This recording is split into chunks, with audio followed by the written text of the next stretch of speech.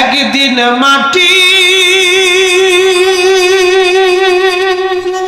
ভিতরে হবে ঘরে, মন আমার কেন বান্ধ দালান ঘর, মন আমার কেন বান্ধ দালান ঘর।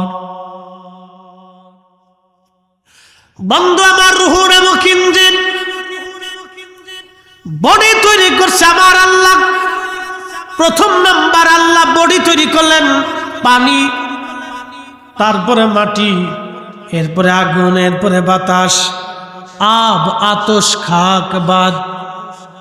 হুজুর গাউসে পাক মহিউদ্দিন আব্দুল কাদের জিলানী রাহমাতুল্লাহ আলাইহি সিররুল আসরারের মধ্যে তিনি লেখেন, আল্লাহ চারটে পদার্থ দিয়ে মানব জাতি বানাইলেন, আব আতশ খাক বাদ, আগুন পানি মাটি বাতাস, আগুন পানি মাটি বাতাস, আগুন পানি মাটি বাতাস।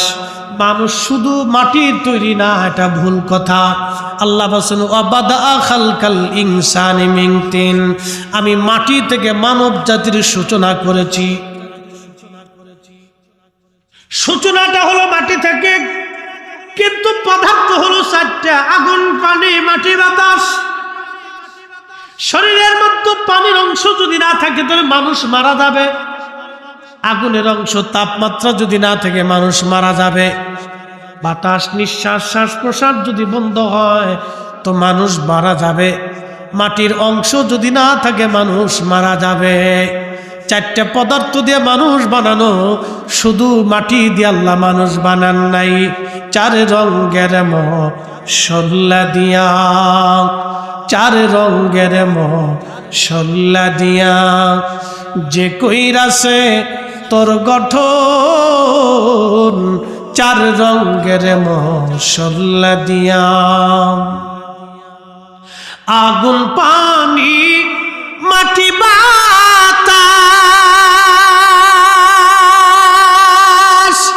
একই যোগে করিয়া প্রকাশ, আগুন পানি মাটি বাতাস একই যোগে করিয়া প্রকাশ। দেখলি না তুই কইরা তালাশ, ওরে দেখলি না তুই কইরা তালাশ, কোন জায়গা সে মহাজন, চার রঙের মশলা দিয়া যে কইরাছে তোর গঠন, চার রঙের মশলা দিয়া। শুধু মাটির তৈরি না মানুষ, শুধুমাত্র মাটি দিয়ে বানানো হয় নাই। মাটির সাথে পানি, পানির সাথে আগুন, আগুনের সাথে বাতাস, চারটা পদার্থের সংমিশ্রণে একজন মানুষ। আহা, সর্বপ্রথম মাটির মানুষ ছিলেন আদম। আদম মাটির মানুষ থেকে আম্মা জান হাওয়া। এই কথাটা বলবো তার আগে বলে দিয়ে যাই, সর্বপ্রথম মাটির মানুষ আদম। পৃথিবীর সব জায়গা থেকে মাটিগুলি নিয়ে আল্লাহ বেহেশতের তাসনিম নদীর পানি দিয়ে মাটিকে খামির করলেন। না না হয় না, আরো জোরে বলেন। মাটি দিয়ে সূচনা করেছেন, কিন্তু পদার্থ সেটি। কেউ যদি বলে খালি মানুষ মাটির তৈরি, এটা ভুল কথা। শুধু মাটির তৈরি, মানুষের সাথে আরো তিনটা পদার্থ দিয়ে আল্লাহ তৈরি করছে।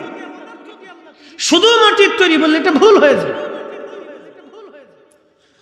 আল্লাহ শুধু মাটি দিয়ে সৃষ্টি করেন নাই, মাটি দিয়ে সূচনা করেছেন। আদম আলাইহিস সালামকে জান্নাতের তাসনিম নদীর পানি দিয়ে মাটিগুলি খামির করলেন।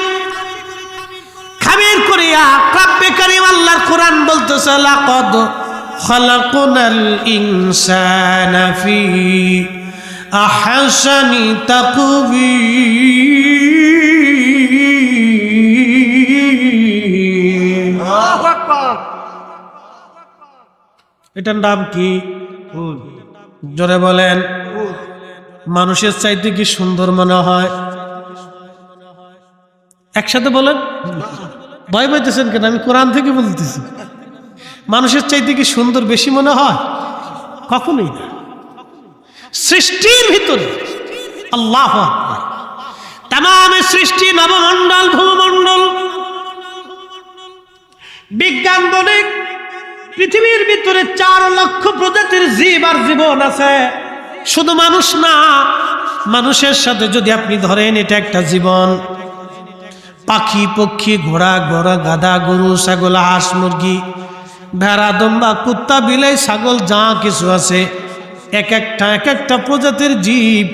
এরকম 4 লক্ষ প্রজাতির জীব আর জীবন আছে। আল্লাহ কোন জীব আর জীবনকে, আকাশের চাঁদকে, সূর্যকে, এই সৃষ্টির যা কিছু আছে কোনো কিছুকে আল্লাহ ফি আহসানি তাকওয়িম বলেন নাই। শুধু একটা জায়গা আল্লাহ বলেছেন লাকাদ খালাকনাল ইনসানা ফি আহসানি তাকওয়িম। সুন্দর ফুল, সুন্দর ফল, মিঠা নদীর পানি, খুদা তোমার মেহেরবানি। বলেন খুদা তোমার মেহেরবানি। তুমি কতই দিলে রতন, ভাই বারাদার, পুত্র স্বজন। তুমি কতই দিলে রতন, ভাই বারাদার, পুত্র স্বজন। খুদা পেলি অন্ন জুগাও, মানি চাই না মানি, খুদা তোমার মেহেরবানি। শ্রেষ্ঠ নবী দিলাম রে তরিয়ে নিতে রোজা হাসরে। আল্লাহু আকবার। না না, আরো জোরে বলেন আল্লাহু আকবার। শ্রেষ্ঠ নবী দিলাম রে তরিয়ে নিতে রোজা হাসরে। পথ না ভুলি তাই তো দিলে পাক কোরআনের বাণী। খুদা তোমার মেহেরবানি। সুন্দর ফুল, সুন্দর ফল, মিঠা নদীর পানি, খুদা তোমার মেহেরবানি। বন্ধু আমার, জুলুবের কি নাতি আসেনি? নাতি আসেনি? নাতি বয়স কত? 5 বছর। ছোটকালে যখন আমাদের নাতি পুতি বলেন, বাচ্চা কাচ্চা বলেন, ছোট্টকালে মায়ের কোলে কত সুন্দর লাগে। বাচ্চাটা যদি কালো হয় তাও সুন্দর, সাদা হইলে তো সুন্দরী।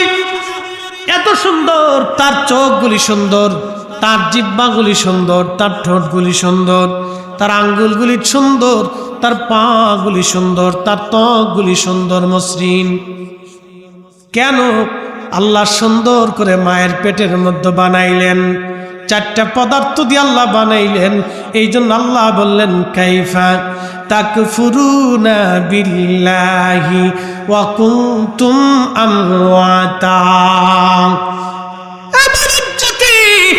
তুমি মৃত ছিলে, অস্তিত্বহীন ছিলে, আমি রব্বে কারীম তোমার অস্তিত্ব দিলাম। তোমার আমি দুনিয়ার মুখ দেখাইলাম, সৌন্দর্য দিলাম, চেহারা দিলাম, চোখ দিলাম, নাক দিলাম, ঠোঁট দিলাম, জিহ্বা দিলাম, জবান দিলাম। তুমি এত কিছু পাইলা, তারপরে কি করে তুমি আমি আল্লাহকে অস্বীকার করো? কি করে তুমি নামাজ পড়ো না? কি করে রোজা রাখো না? কি করে তুমি হজ করো না? কি করে তুমি যাকাত দাও না? কে তোমাকে আল্লাহ থেকে জুদা করলো? কে তোমাকে আল্লাহর আইন থেকে জুদা করলো? কে তোমাকে কোরআন থেকে জুদা করলো? কে তোমাকে রসুলের প্রেম থেকে জুদা করে দিল? কে এই সর্বনাশ তোমাকে করে দিল? এই জন্য সাহাবীরা নিজের জীবনের সব কিছু দিয়ে দেখবেন, তাদের জীবনীর মধ্যে দেখা যায় তারা নবীর কদম মুবারক তারা ছেড়ে দেয় নাই। কথা বলেন ঠিক কিনা? সাতক্ষীরাবাসী মনোযোগ দিয়ে শুনে যাবেন। আদম শফিউল্লাহকে আল্লাহ রাব্বুল আলামিন জান্নাতের মধ্যে বানাইলেন। সুন্দর অবয়ব দিয়ে আল্লাহ নবী আদমকে বানাইলেন। আদম আলাইহিস সালামের স্ট্রাকচার আল্লাহ পাকের ইচ্ছা অনুযায়ী হয়েছিল, খুব সুন্দর।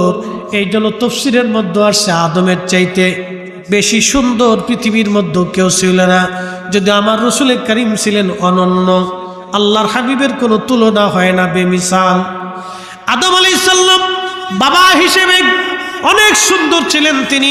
তিনার বাম পাজরের একটা বাঁকা হাড়, এই বাম পাজরের একটা বাঁকা হাড় থেকে আল্লাহ রাব্বুল আলামিন মা হাওয়া আলাইহিস সালামকে বানাইলেন। তিনি অনেক সুন্দরী রূপসী নারী, সুরুষী নারী ছিলেন। জান্নাতের মধ্যে বানায়া রাখলেন। বানায়া রাখার পরে আদম আলাইহিস সালাতু ওয়াস সালাম জান্নাতের মধ্যে ঘুম থেকে উঠার পরে দেখলেন সুরুষী রূপসী একজন সুন্দরী মহিলা দেখা যায়, একেবারে ওনার মতোই কিন্তু নেগেটিভ। হযরত আদম নবী উপর থেকে ঢাকনা থেকে কাপড় উঠাইতে গেলেন, মাথার ঢাকনা থেকে কাপড় উঠাইতে গেলেন। আল্লাহ ডাক দিলেন, আদম অপেক্ষা করো, তোমার জন্য একটা শরীয়ী কাজ বাকি আছে। বলে আল্লাহ সেটা কি? বলে তোমার আর তোমার স্ত্রী আদমের বিয়ে পড়াইতে হবে। বলে আল্লাহ বিয়ে কি? বলে ফেরেশতারা যাচ্ছে। জিবরাইল আমিন আসলেন আরো অন্যান্য ফেরেশতা মণ্ডলী নিয়ে। ইজাব কবুল হয়ে গেল, বিয়ে থা হয়ে গেল। দেনমোহর ধার্য করবেন। আদম আলাইহিস সালামকে হযরত জিবরাইল বলেন, নবী গো, আপনি কিছু দেনমোহর আপনার স্ত্রীকে প্রদান করেন। বলে দেনমোহর কি? বলে আপনার পক্ষ থেকে আপনার স্ত্রীর জন্য কিছু মহারণা, কিছু অর্থ করি আপনি ধার্য করে দেন। হযরত আদম নবী বললেন, জিবরাইল আল্লাহর বাড়ি খায়, আল্লাহর বাড়ি ঘুমায়, আমি দেনমোহর কোথায় পাবো? আদম আলাইহিস সালাতু ওয়াস সালাম ডাক দিয়ে বললেন, ও জিবরাইল, আমি আল্লাহর বাড়ি খাই, আল্লাহর বাড়ি ঘুমাই, আল্লাহর জান্নাতে থাকি, আমার নিজস্ব কোনো তো অর্থ করি নাই। তখনই আল্লাহ ডাক দিলেন, জিবরাইল আমার আদমকে বলো, আমার আখিরি নবী রাহমাতুল লিল আলামিন সাইয়্যিদুল কাউনাইন ওয়াস সাকালাইন ইমামুল মুরসালিন হাবিবুল্লাহ প্যারা মেহবুব নবীর শানে আমার আদম যদি 3 বার মতান্তরে 11 বার দুরূদ শরীফ পড়ে যদি আমার আদম তার স্ত্রীকে মহরানা দিয়ে দেয়, আমি আল্লাহর পক্ষ থেকে এটাই হালাল হয়ে যাবে। আমি আল্লাহ এটাই আদমের জন্য বিধান করে দিলাম, তার স্ত্রী তার জন্য হালাল হয়ে যাবে। আদমকে বলো আমার নবীর উপরে 11 বার মতান্তরে 3 বার দুরূদ শরীফ পড়ে আমার আদম যেন তার স্ত্রীকে মহরানা দিয়ে দেয়। একবার জোরে বলা যাবে কি আল্লাহু আকবার? নারে আরো জোরে বলুন আল্লাহু আকবার।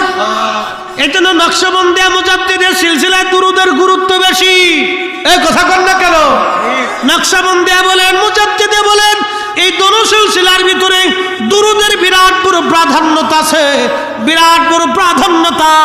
দুরূদ শরীফের বিরাট বড় প্রাধান্যতা, কারণ মানব জাতির সৃষ্টির সূচনার দেনমোহর ছিল নবীর দুরূদ শরীফ দিয়া। তার মানে কি বুঝলেন? আমাদের আদম আগে না আমাদের নবী আগে? এটা আধা পাগলও বুঝে, কিন্তু শাইখ নামদারি কিছু লোককে বুঝাইতে পারলাম না। আসতে বলেন কেন? যারা বলেন কোন ব্যক্তির পূজারী হলে হবে না, রাসূলুল্লাহর কদমের গোলাম হতে হবে। আল্লাহর কসম করে বলি, রাসূলের ইজ্জতের বিরুদ্ধে যাইয়া পৃথিবীর কোন শাইখ, মক্কি, মদনী, মক্কা মদিনার ইমাম, পৃথিবীর সবচেয়ে বড় আলেম হলো, তাকে মানা যাবে না। কথা বলেন ঠিক কিনা? এটা আমাদের ঈমান হতে হবে, এটা আমাদের আকীদা হতে হবে। আল্লামা ইমাম আবুল ফারাজ ইবনুল জাওজি তার 900 বছর আগের কিতাবে এই ঘটনা লিখেছেন। মোল্লা আলী কারি মক্কি হানাফি হারুমি 450 বছর আগের মক্কার মদিনার ইমাম ছিলেন। তার লকব ইমামুল হারামাইন আশ-শরীফাইন। ওনার কিতাব আল মাউরিদুর রাবি ফি মাউলিদিন নবী সাল্লাল্লাহু আলাইহি সাল্লাম, এই কিতাবের মধ্যে তিনি লেখেন, আদম আলাইহিস সালামের বিয়ে হয়েছিল আমার নবীর প্রতি দুরূদ শরীফ মহরানা দিয়া, আমার নবীর প্রতি দুরূদ শরীফ তেলাওয়াত করে এই দুরূদ তার স্ত্রী আম্মা জান হাওয়াকে তিনি মহরানা দিয়েছিলেন। তার মানে আদমের বিয়ে হয়েছে আমার নবীর দুরূদের বদৌলতে, আমাদের সূচনা হয়েছে নবীর দুরূদের বদৌলতে। এই জন্য যেই কাজ দুরূদ শরীফ দিয়ে শুরু হয় সেই কাজে বরকত হয়। একসাথে বলবেন না আল্লাহু আকবার। এই জন্য বাড়ি বাড়ি মিলাদ হয়। কি হয়? জোরে কর, জোরে কর, হ্যাঁ আরো জোরে কর। কি হয়? কি হয়? মিলাদে কি হয়? নবীর দুরূদ হয়, সালাম হয়, আল্লাহ জিকির হয়, দোয়া হয়, কোরআন খতম হয়। যেই ঘরে যেই বাড়ি, ইমাম সুয়ুতি আল ওয়াসিল ফি শারহে শামাইলের মধ্যে লেখেন, যেই বাড়ি যেই ঘরে যেই মহল্লায় নবীর মিলাদ হয়, দুরূদ সালাম হয়, কোরআন হয়, জিকির হয়, এ বাড়ি এই ঘরে এই মহল্লাতে 1 বছর পর্যন্ত আল্লাহর অবারিত সাকিনা নাজিল হতে থাকে। তাহলে দুরূদ মিলাদ চলবে? হ্যাঁ না আওয়াজ তুলে বলেন, চলবে? চলবে। মানুষের ভয়ে না আল্লাহর ভয়ে? দুনিয়ার মানুষের মহব্বতে না রসুলের মহব্বতে? ও প্রতিবেশী বেজার হলো ছাতা দেখার টাইম আমাদের নাই, মসজিদের ইমাম সাহেব বেজার হলো ঘোড়ার ডিম দেখার সময় নাই। এই কথা কর না কেন? জোরে বলে। কথা ক্লিয়ার না ভেজাল আছে? একবারে ক্লিয়ার। কারো খুশি বেজার করার জন্য আমরা রসুলের দুরূদ সালাম পড়ি না। আমরা আল্লাহ তার রসুলকে খুশি করার জন্য দুরূদ ও সালাম ও দোয়ার মজলিস কায়েম করি, কোরআন খতম দিয়ে থাকি। কথা কোন ঠিক কিনা? ও তলবে ইলমদেরকে নিয়ে বাড়িতে কোরআন খতম দিবে। কোরআনের আওয়াজের চাইতে পৃথিবীতে শ্রেষ্ঠ কোনো আওয়াজ হতে পারে? আল্লাহর কালামের চাইতে শ্রেষ্ঠ কোনো কালাম হতে পারে? তো মুসলমানের ঘরে কোরআনের আওয়াজ হবে না তো শয়তানের আওয়াজ হবে না?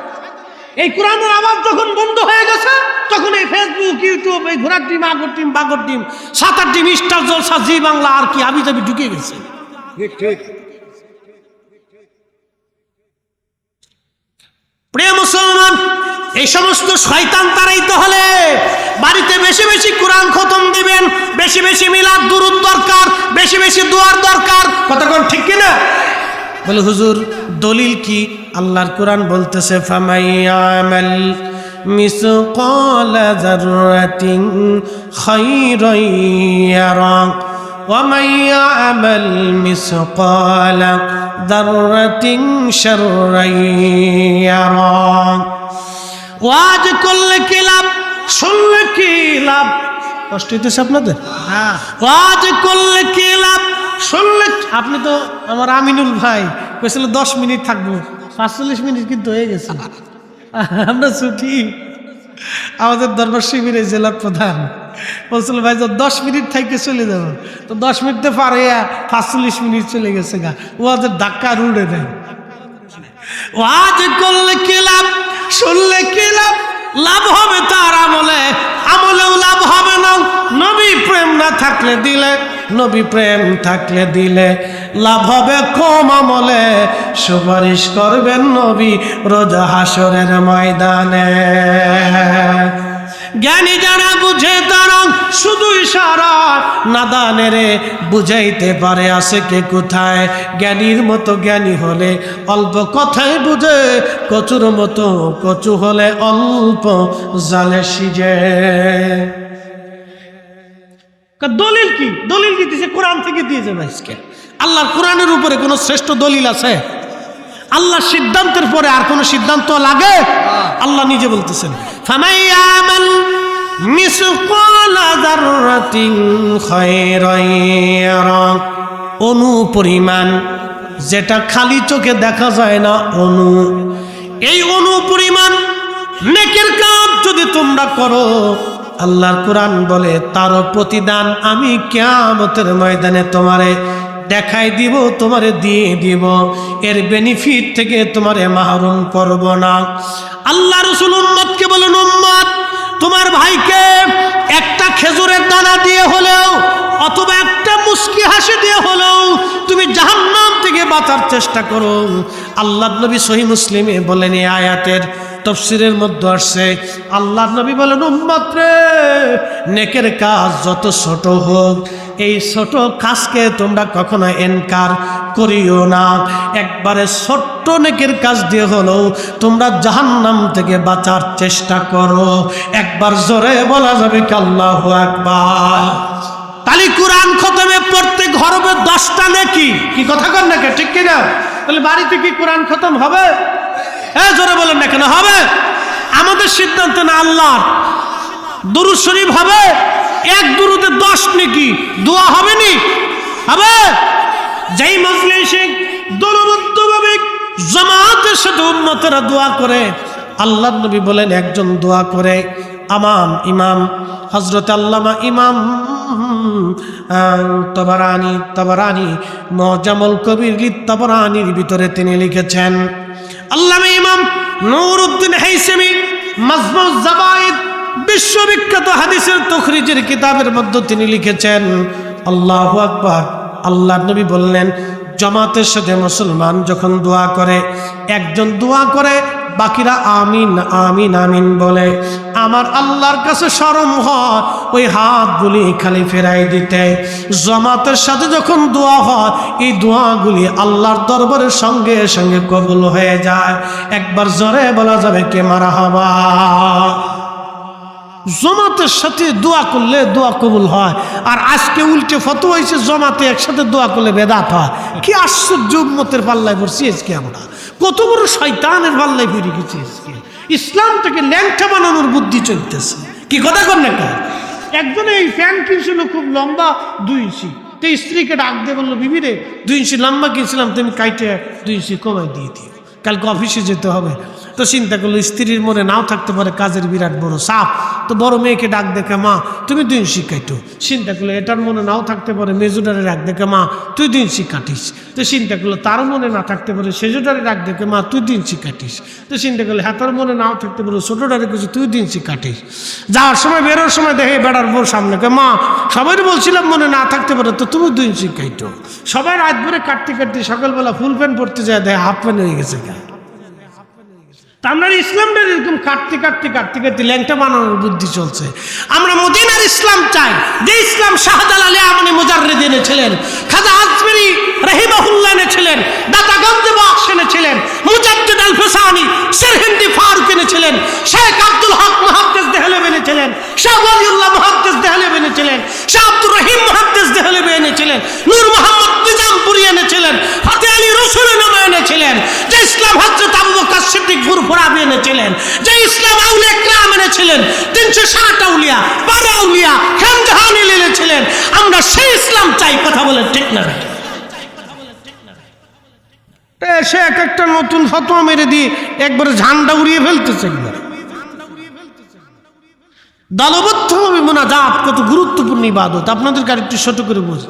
আপনাদের ধরেন চেয়ারম্যান সাহেব জনাব সাইদ মেহেদী সাহেব, ওনার কাছে আপনারা একটা বিশেষ প্রয়োজনে গেছে, তো মসজিদের একটা কাজ বাকি, একটা টিউবওয়েল দরকার। তো ইমাম সাহেব হুজুর এই টিউবওয়েল আনার জন্য চেয়ারম্যান সাহেবের কাছে যা বললো, চেয়ারম্যান সাহেব আমাদের একটা টিউবওয়েল দরকার, আপনি ব্যবস্থা করে দেন। তো জনাব সাইদ মেহেদী সাহেব চিন্তা করলো ইমাম সাহেব আসছে, আচ্ছা ঠিক আছে দেখবেন ইমাম সাহেব আপনি আসছেন, বিবেচনায় রাখবেন। তো ইমাম সাহেব গেল, 1 মাস হয়ে গেছে, টিউবওয়েল আসেন। মুতল্লি মহোদয় চিন্তা করলো ইমাম সাহেব গেল, গুরুত্ব দিল, তো আমি যাই। তুমি আবার গেলেন, চেয়ারম্যান সাহেব একটা টিউবওয়েল দরকার। তো মুতল্লি মহোদয় চিন্তা করলো টিউবওয়েল দরকার, বললাম চেয়ারম্যান সাহেব বললো মুতল্লি সাহেব আসছেন, বিবেচনায় রাখ, দেখি বরাদ্দ আসলো।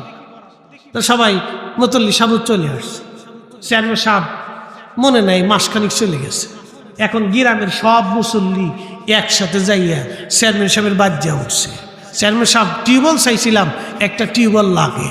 এখন চেয়ারম্যানের চিন্তা হলো ইমাম সাহেবরে একটা বুঝ দিয়ে পাঠাইছি, ইমাম সাহেব একা ছিল, মুতল্লি মহোদয় একটা বুঝ দিয়ে পাঠাইছি, উনিও একা ছিল। এখন গ্রামের সব মুসল্লি একসাথে এসে আমার বাইত উঠছে, এখন যদি আমি টিউবওয়েল না দিই তোমার ইজ্জত শেষ। কি কথা কন না কেন? চেয়ারম্যান সাহেবের কাছে শরম লাগবে না? উনি শরমে পড়ে হইলো লোকদেরকে বলবে আমার বাড়ির টিউবওয়েল উঠাই দিয়ে হলো মসজিদে গেড়ে দিয়া। কি কথা কন না কেন? এটা হলো জামাতের সাথে কাজ করলে, আঞ্জাম দিলে কাজ সহজ হয়ে যায়।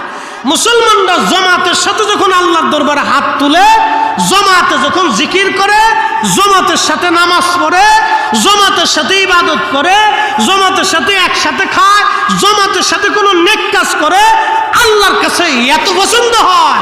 রব্বে করিম বলতেছেন আমার উম্মত ওই সময় হাত বাড়াইলে আমি আল্লাহর কাছে শরম লাগে, আমি আল্লাহ লজ্জা পেয়ে যাই যে আমার এত বান্দারা কাঁদতেছে, আমি কি করে ফেরত পাঠাই।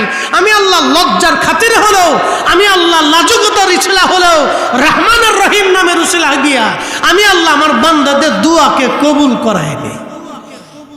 আরো জোরে জোরে জোরে জোরে।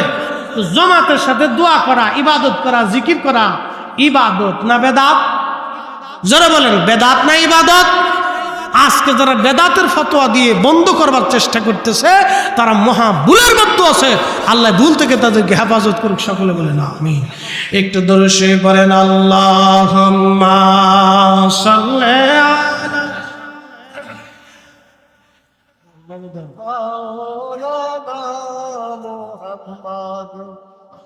আলা আলি সাইয়্যিদিনা।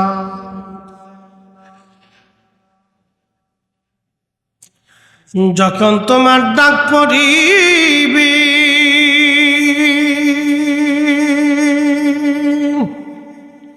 এবারে ঘর সারিতে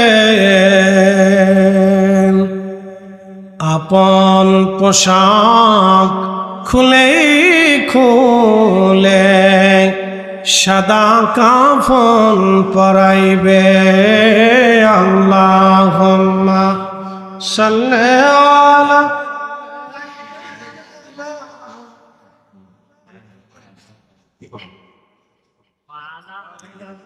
আলি সাইয়্যিদিনা।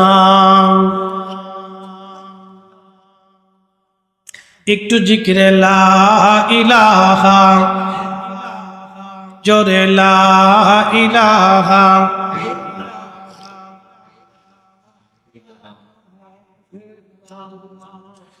লা ইলাহা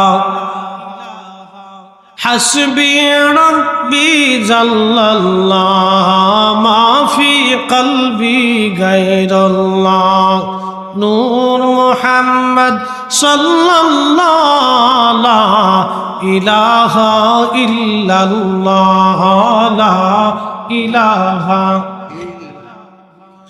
লা ইলাহা ইল্লাল্লাহ মুহাম্মাদুর রাসূলুল্লাহ সাল্লাল্লাহু আলাইহি।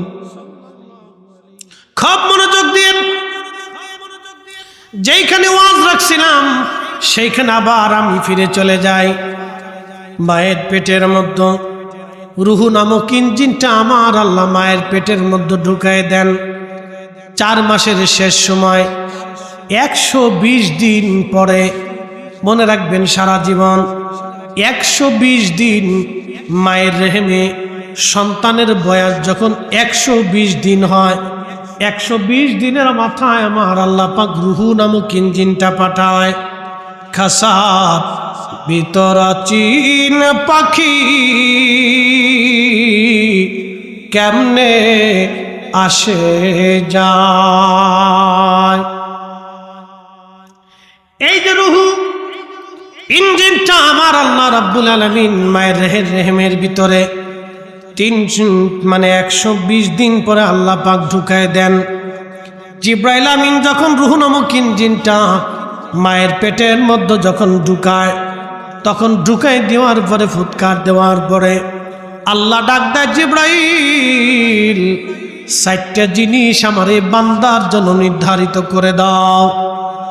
কয়টা? জোরে বলেন কয়টা? আমার দিকে তাকান, খুব গুরুত্বপূর্ণ কথাগুলি।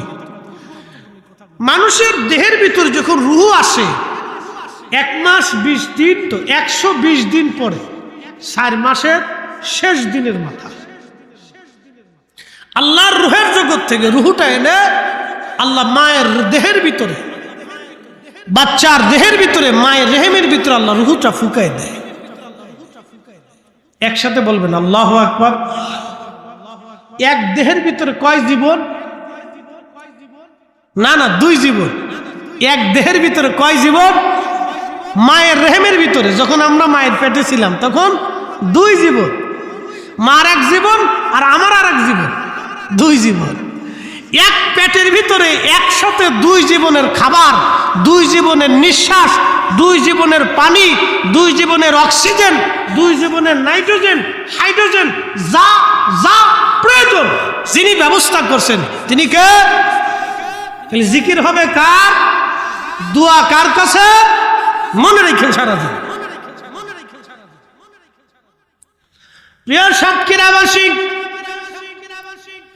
ওই রুহু যখন মায়ের পেটের মধ্যে চলে আসলো, মায়ের পেটের মধ্যে রুহু আসার পরে জিব্রাইলকে আল্লাহ বলেন, জিব্রাইল 4টে জিনিস তুমি মার ওই বান্দার জন্য নির্ধারিত করে দাও। 1 নম্বর হায়াত, আমি আল্লাহর পক্ষ থেকে সেটা নির্ধারিত করে দাও। 1 নম্বর হায়াত, সে কখন কোন অবস্থায় কোন জায়গা মারা যাবে আল্লাহ ছাড়া কেউ জানে না। চিৎকার মেরে জোরে বলবেন আল্লাহু আকবার। ওয়ামা তাদরি নাফসুন বিআইয়ি আরদিন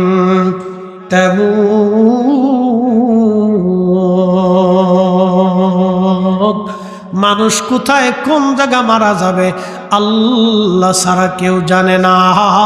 জিন্দেগি বড় কঠিন। দেখেন ইরানের প্রেসিডেন্ট ইব্রাহিম রাইসি আর তিনাদের ওই পররাষ্ট্রমন্ত্রী আব্দুল্লাহিয়ান হেলিকপ্টারে গেলেন আর ফিরে আসতে পারেন নাই। এত বড় দামি প্রেসিডেন্ট, তাদের নিরাপত্তার জন্য কত গোয়েন্দা সংস্থা কাজ করে, কিন্তু হেলিকপ্টার দুর্ঘটনায় মারা গেল। আহা, কিছুই করার নাই। আল্লাহ বললেন, ওয়ামা তাদরি নাফসুম বিআইয়ি আরদিন তামুত, মানুষ কোন স্থানে কোন জায়গায় কোন অবস্থায় কোন সময় মারা যাবে মানুষ তাহা জানে না, মানুষ তাহা জানে না। কেউ বলতে পারবে না পররাষ্ট্রমন্ত্রী কি, প্রেসিডেন্ট কি, সেনাপ্রধান কি, পারমাণবিক বিজ্ঞানী কি, রাশিয়ার প্রেসিডেন্ট কি, আমেরিকার প্রেসিডেন্ট কি, জাতিসংঘের মহাসচিব, পৃথিবীর বড় বড় বড় বড় জ্ঞানী বিজ্ঞানী, ডক্টর চিকিৎসা বিজ্ঞানী যারা নোবেল পেল, তারাও পর্যন্ত আজরাইল থেকে বাঁচতে পারবে না। আল্লাহর কোরআন বলল, কুল ইন্নাল মাউতাল্লাযী তাফিরুনা মিনহু ফাইন্নাহু মুলাকীকুম। আল্লাহ বলেন, হাবিব উম্মতকে জানান, আমার বান্দাদেরকে জানান, আমার বান্দারা যেখানেই থাকুক না কেন, যত দূরে যাক না কেন, যে অবস্থায় থাকুক না কেন, মৃত্যু তার সাথে মোলাকাত করবে। সে মরণ থেকে যতই পালান, মরণ থেকে পালানো রাস্তা নাই। আমার পীর মুর্শিদ এই জন্য শেষ রাত্রে একটা গজল গাইতেন, জিন্দেগি তোর যাইরে ফাঁকি দিয়া রে সোনার আদর, জিন্দেগি তোর যায় ফাঁকি দিয়া। ও আদম রে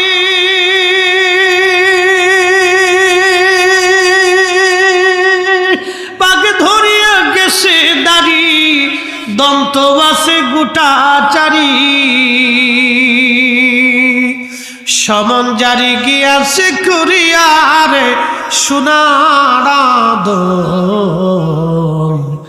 জিন্দেগি তোর যায় ফাঁকি দিয়া, জিন্দেগি তোর যায় রে ফাঁকি দিয়া রে সোনার আদর, জিন্দেগি তোর যায় ফাঁকি দিয়া।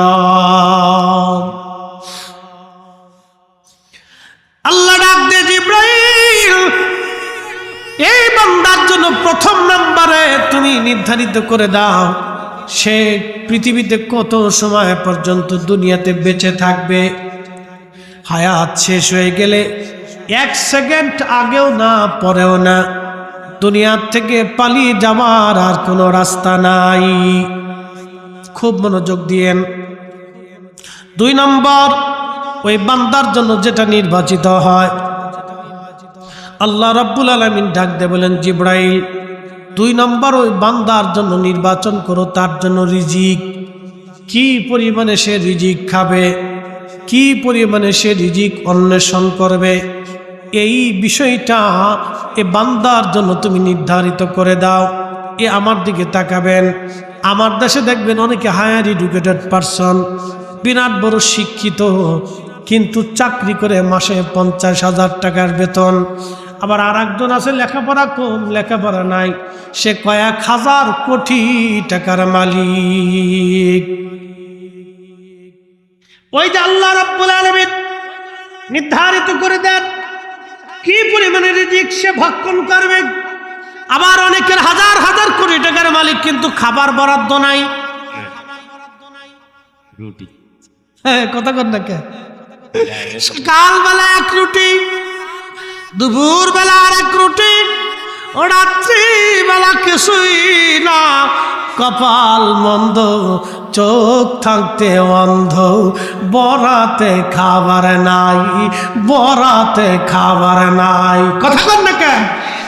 বরাতে খাবার নাই, কারণ খাবারের ভিতর ভেজাল। ও খাইয়ে শেষ করে ফেলছে আগে। গরিব মানুষের টানেছে, অমুকের টানেছে, তমুকের টানেছে, এটার টানেছে, বাইর টানেছে, বোনের টানেছে, বাইস্তির টানেছে, এতিমের টানেছে, কানার টানেছে, লেখার টানেছে, বোবার টানেছে, শেষ পর্যন্ত নিজের কপালে কিচ্ছু নাই, কিচ্ছু নাই। কথা কন, বরাতে নাই। হ্যাঁ না, চাচা ঠিকই কইছি। শোনেন, আজকে একটা কথা বলে, যারা মানুষ হত্যা করে তাদের চোখ থেকে আল্লাহ ঘুম কেড়ে নেয়। তারা ঘুমাইতে পারে, তাদের অন্তর থেকে আল্লাহ শান্তিকে কেড়ে নিয়েছে। কোনো কাজে তারা শান্তি পায় না, অশান্তির মধ্যে ভুগতে থাকে। নানান বিভিন্ন রোগে, অসুখে, যন্ত্রণা ফন্ত্রণা কাটতে থাকে। শেষ পর্যন্ত যন্ত্রণা কাটাইতে না পেরে বোতল সার মুড়ি দেয়। বোতল সারে চিনছেন আপনারা? বোতল সার 2 ঢোক মাইরে দিয়ে পরে বউরে মা কয়, ছেলেরে এই বিয়াই কয়, মায়ের শাশুড়ি কয়, মানে যা পায় তাই কয়। কি যে কয় নিজেও কইতে পারে না, শান্তি দেয়। বোতল সার মুড়ি দেয়, ঘুমাইতারে না, ঘুম কেড়ে নিয়ে যায়। এটা বাস্তবতা। যারা মানুষ হত্যা করে আল্লাহ তাদের অন্তর থেকে, চোখ থেকে ঘুম কেড়ে নেয়। যারা মানুষের হক নষ্ট করে আল্লাহ তাদের অন্তর থেকে সুখ কেড়ে নিয়ে যায়। সে কখনোই শান্তি পায় না। ঠিক বললো ঠিক, না ঠিক বললো ঠিক। যারা করে তাদের কাছে জিজ্ঞেস করেন যে সুখে আছেন না? শান্তি নেই, শান্তি নেই। আল্লাহ আমরাও অনেক ভালো রাখছে, একসাথে বলেন আলহামদুলিল্লাহ। শুইলে ঘুম এসে যায়। কথা কন না, জোরে বলেন। শুইলে কি আসে? ঘুম এসে যায়। ডোন্ট টেনশন, কোনো টেনশন নাই। শুইলে শটাং মেরে একবারে নাকে টিরাক চলতেছে। বন্ধু আমার, শান্তি আলা বিযিকিরিল্লাহি তাতমাইন্নুল কুলুব।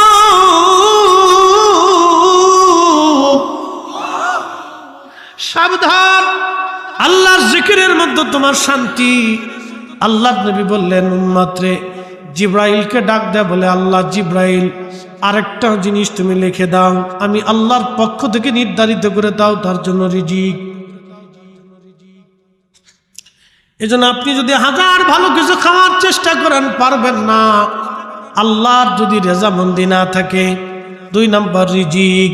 এই জন্য কারো রিজিকে হাত দিবেন না, কারো রিজিক নষ্ট করবেন না, কারো জমিন নষ্ট করবেন না, কারো ফসল নষ্ট করবেন না, কারো ফল নষ্ট করবেন না, কারো মাছ নষ্ট করবেন না, কারো সন্তানের জীবন নষ্ট করবেন না, কারো কন্যা সন্তানের বিয়ে ভেঙে দিবেন না, কারো সংসার নষ্ট করবেন না, কারো সংসারে ভেজাল বাঁধাবেন না, কোনো গ্রামে অশান্তি বাঁধাবেন না, কিলিকবাজি করবেন না, অশান্তি বাঁধাবেন না, ঝগড়া বিবাদ মারামারি লাগাবেন না, এইগুলি মীমাংসা করবেন, ভালো কাজ করবেন।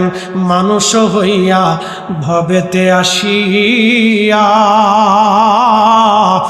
মানুষের করিলাম কি,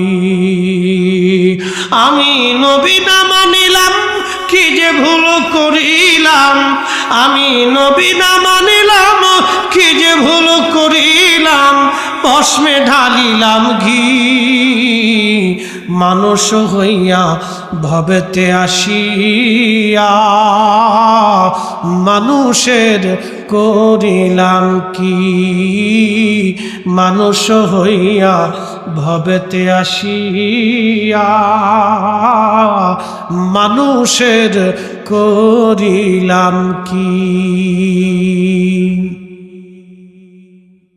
3 নম্বর ইজ্জত। 3 নম্বর কি? ইজ্জত। বুঝছেন নি আপনারা? সম্মান। এই মজলিসে এইখানে বসাইছে কে? আমারে আল্লাহ। জোরে বলেন কে? আল্লাহ। ইমামের মুসল্লিতে দাঁড়া করাইলেন আল্লাহ, চেয়ারম্যান যিনি বানাইলেন তিনি আল্লাহ, সমাজের নেতৃস্থানীয় ব্যক্তি যারে বানাইলেন আল্লাহ, সমাজের সর্দার বানাইলেন আল্লাহ, মাতুব্বর বানাইলেন আল্লাহ, পয়সাওয়ালা বানাইলেন আল্লাহ, আপনাকে ওসি ডিসি এসপি সেনাপ্রধান মেজর জেনারেল এইগুলি ব্রিগেডিয়ার কর্নেল ক্যাপ্টেন এইগুলি বানাইলেন আমার আল্লাহ। আল্লাহ আল্লাহ আল্লাহ আল্লাহ ডাক দিয়ে বলে, জিবরাইল 3 নম্বর আমার বান্দার জন্য নিযুক্ত করে দাও ইজ্জত। আমি আল্লাহ তার ইজ্জত দিলাম। এই জন্য কোরআন আল্লাহ আবার অপশন রেখে দিলেন, কুলিল্লাহুম্মা মালিকাল মুলকি তুতিল মুলকা মান তাশাউ ওয়া তানজিউল মুলকা মিম্মান তাশাউ ওয়া তুইজ্জু মান তাশাউ ওয়া তুদিল্লু মান তাশাউ। হুজুর আপনি বলে দেন, মুলকের মালিক আমি আল্লাহ, যাকে খুশি আমি আল্লাহ ইজ্জত আলা বানাই, যার কাছ থেকে খুশি আমি আল্লাহ ইজ্জত ছিনাই নেই, যারে খুশি রাজত্বের মালিক বানাই, যার কাছ থেকে খুশি আমি আল্লাহ রাজত্ব ছিনাই নেই। যাকে খুশি আমি রাজত্ব দেই, যার কাছ থেকে খুশি রাজত্ব ছিনাই। 2 দিন আগে ইরানের প্রেসিডেন্ট ইব্রাহিম রাইসি, আজকে আবার একজন নতুন। কি কথা কন না কেন? 2 দিন আগেও তিনি প্রেসিডেন্ট, আজকে একজন নতুন। রাজত্ব কার হাতে? জোরে বলুন। রাজত্ব আল্লাহর হাতে। ছিনে নেন তিনি, দিয়ে দেন তিনি, যাকে খুশি তাকে বানান, যার কাছ থেকে খুশি তাকে ছিনে নেন। প্রিয় উপস্থিতি, খুব মনোযোগ দিয়ে যান, খুব বুঝে বুঝে যাবেন। এই জন্য কারো ইজ্জতে হাত দিবেন না, কারো সম্মান নষ্ট করার চেষ্টা করবেন না, কারো নিন্দা মন্দ গীবত তোহমত গাইতে থাকবেন না। এইগুলি থেকে আল্লাহ আমাদেরকে হেফাজত করুক। সকলে আওয়াজ তুলে বলেন আমিন। 4 নম্বর হচ্ছে আমল। 4 নম্বর কি? নেক আমল। আমল আমল। আল্লাহ যারে খুশি তারে ওলি বানায়, আবার যারে খুশি তারে আমার আল্লাহ বেঈমান বানায়। আমল জিবরাইল তুমি নির্ধারিত করে দাও এই লোকটা আমল কি হবে। আল্লাহর নবী বললেন, লোকটার আমল দেখবা তোমরা। এমন কিছু মানুষ আছে সারা জীবন লোকটা অন্যায় করেছে, খারাপ কাজ করেছে, নামাজে রোজাই নাই, কিন্তু শেষ জীবনে সে এমন তওবা করলো আল্লাহর ওলি হইয়া তারপরে কবরে চলে যায়। আবার এমন কিছু মানুষ আছে ভালো আমল করছে, ভালো কাজ করছে, শেষ জীবনে সে এমন নিকৃষ্ট কাজ করলো বেঈমান হইয়া কবরে চলে যায়। আমল আমল আমল। হযরত বেরোতে আল্লাহর ওলি মালিক ইবনে দিনার আল ইরাকি আল বসরি রাহমাতুল্লাহি আলাইহি বাজান আল্লাহর ওলিরা দেখেন তাদের জীবনী বলতেছি। হযরত মালিক ইবনে দিনার আল ইরাকি উনি প্রথম জীবনে মদ পাইছিলেন, মদ পান করতেন, খারাপ কাজ করতেন, ট্যাক্স আদায় করতেন। 2 নম্বরই ব্যবসা ছিল তার, 1 নম্বর হালাল কাজ জীবনে করেন নাই। মালিক ইবনে দিনার বলতেছেন 1 বছর আমি আমার মই কদরের রাত্রিবেলা, আবার কেউ বলছেন বরাতের রাত, যেটাই হোক না কেন কদরের রাত্রিবেলা আল্লাহর বান্দা বসে বসে বসে বসে মদ পান করতেছে। মালিক ইবনে দিনার রাহমাতুল্লাহি আলাইহির ছোট্ট মেয়েটা দৌড়ায় এসে মালিক ইবনে দিনার রাহমাতুল্লাহি আলাইহির সামনে এসে ওই যে মদের গিলাসগুলি ধাক্কায় ধাক্কায় ফেলে দিতে লাগলেন। ছোট্ট মেয়ের আমল দেখে, এই কাজ দেখে মালিক ইবনে দিনার বলতেছেন আমার কাছে এত ভালো লাগলো, এই কাজটা খুবই ভালো লাগলো, কিন্তু পরের বছরে আমি আবার লাইলাতুল কদরের রাত্রিবেলা মদ পান করি। একটু চিন্তা করেন, কদরের রাত্রিবেলা যেই মুসলমান মদ পান করে এর চাইতে নিকৃষ্ট মুসলমান আর দুনিয়াতে নাই। কি কথা কন না কেন? একবারে নিকৃষ্ট বাজে যে কদরের রাত্রিবেলা মদ খাইতেছে, তো পরের বছরে আবার মদ খাইতেছে। কিন্তু এই বছর উনি মদ পান করা অবস্থা কাঁদতেছিলেন। তো বলতেছেন আমি কাঁদতে লাগলাম এই জন্য, গত বছর আমার মেয়েটা ছিল, আজকে 1 মাস আগে আমার মেয়েটা দুনিয়ার থেকে কবরে চলে গেছে। আজকে মেয়েটা আমার সামনে নাই। আমি আমার ছোট্ট মেয়েটাকে খুব আদর করতাম, আর আমার মেয়েটাও আমাকে ছাড়া কখনো থাকতো না, ঘুমাইতো না, আমার কোলেই ঘুমাইতো, বাসায় আসলে আমার সাথে সবসময় সময় কাটাইতো, আমার কাঁধে কোলে পিঠে চড়ে ঘুরে বেড়াইতো। মেয়েটা আমার সঙ্গ ছাড়তো না। আজকে মেয়েটা মারা গেছেন, মেয়ের শোকে আমি অস্থির হয়ে গেলাম, মদ পান করে ওই অবস্থায় ওইখানেই আমি ঘুমিয়ে পড়লাম। আল্লাহর ওলি মালিক ইবনে দিনার বলেন কদরের রাত্রিবেলা ওই অবস্থায় ওইখানে আমি ঘুমাইলাম। ঘুমিয়ে পড়ার পরে স্বপ্ন দেখলাম হাসরের মাঠ কায়েম হয়ে গেছে, বিরাট বড় মাঠ, কোটি কোটি মানুষ এই মাঠে, শুধু কান্না চিৎকার দৌড়াদৌড়ি, কেউ কারো দিকে তাকায় না। নবী বললেন আমার উম্মতরে হাসরের মাঠের 3টা জায়গায় সন্তান বাবাকে চিনবে না, বাবা সন্তানকে চিনবে না, মা ছেলেকে চিনবে না, ছেলে মাকে চিনবে না, বন্ধু বন্ধুকে চিনবে না, কেউ কারো পরিচয় দেবে না, কেউ কারো দিকে তাকানোর সময় পাবে না, সবাই পেরেশান থাকবে, চিন্তিত থাকবে। এই 3টা জায়গা ওই দাউদ মুহাম্মদুর রাসূলুল্লাহ সাল্লাল্লাহু আলাইহি ওয়াসাল্লাম আমার পেয়ারা নবী ছাড়া এই সময় আর কেউ কাছে আসতে পারবে না। চিৎকার মেরে জোরে বলেন আল্লাহু আকবার।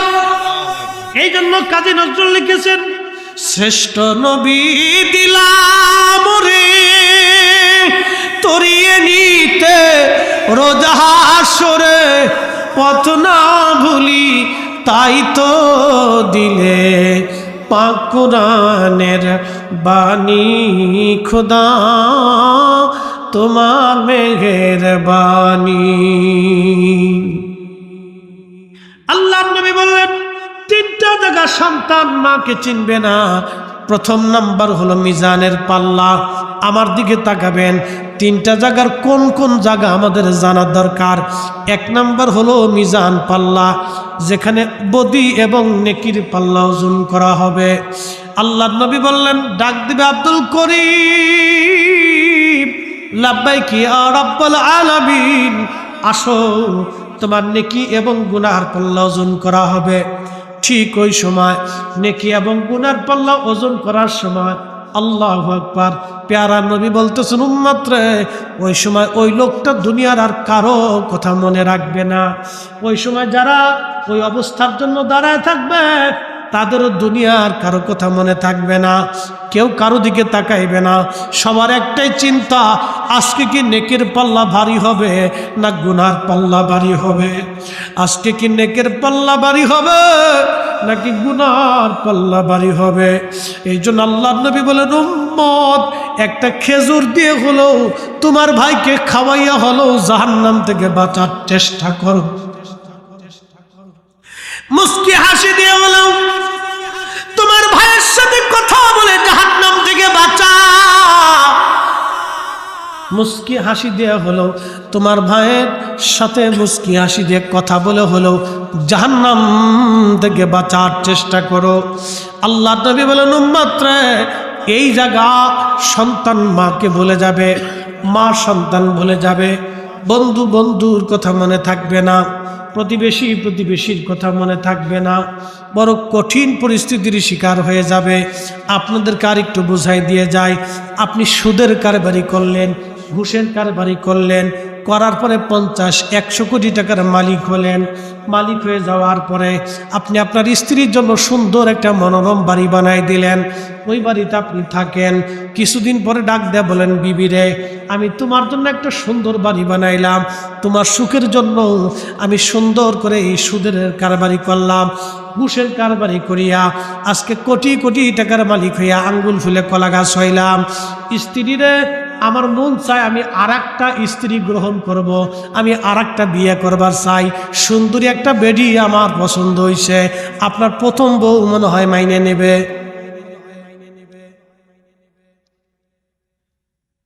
আসতে কইলেন, কে ডরাইতেছেন নাকি? না পুলিশে ধরবে না, না বাড়িতে রান্না বান্না করবে না, কোনটা? আপনার স্ত্রী মানবে? আসতে কোনকে জোরে বলেন, মানবে? তো দুনিয়াতে যদি আপনার স্ত্রী আর এক স্ত্রী গ্রহণ করতে না দেয়, যে স্ত্রীর জন্য সুদ খাইছেন, ঘুষ খাইছেন, কিয়ামতের ময়দানে ওইটা খুঁজে পাবেন কেমনে? বুঝে তারপরে কবরে যায়, বুঝে তারপরে কবরে যায়। আপনি আরেকটু বলি, ডোন্ট মাইন্ড, যুবকরা তোমরা মনে কিছু নিও না, আমি বাস্তবতা থেকে বলতেছি।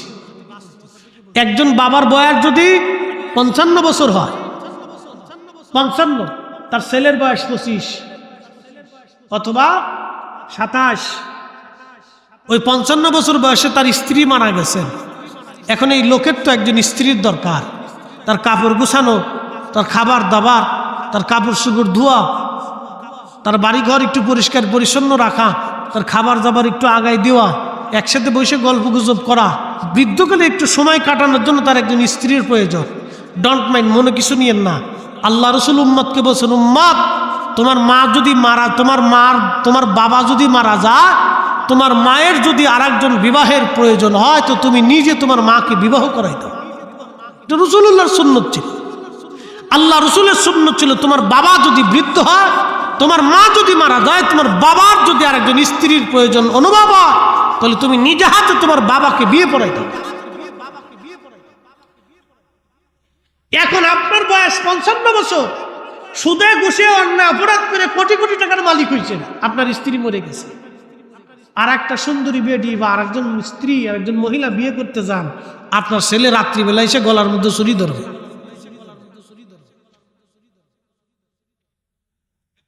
ও ঠিক, আসতে গেলেও ঠিক, জোরে গেলেও ঠিক, করে দেখেন গা।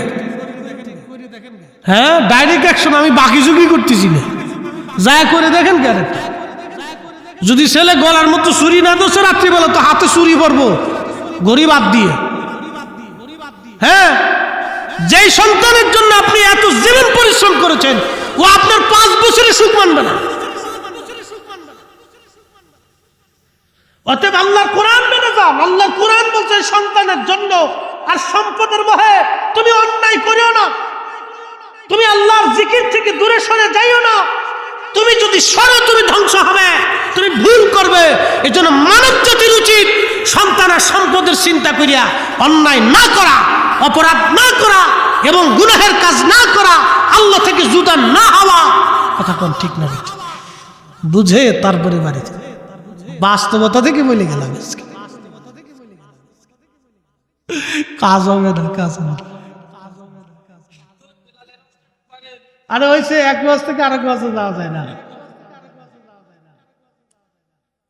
প্রিয় উপস্থিতি,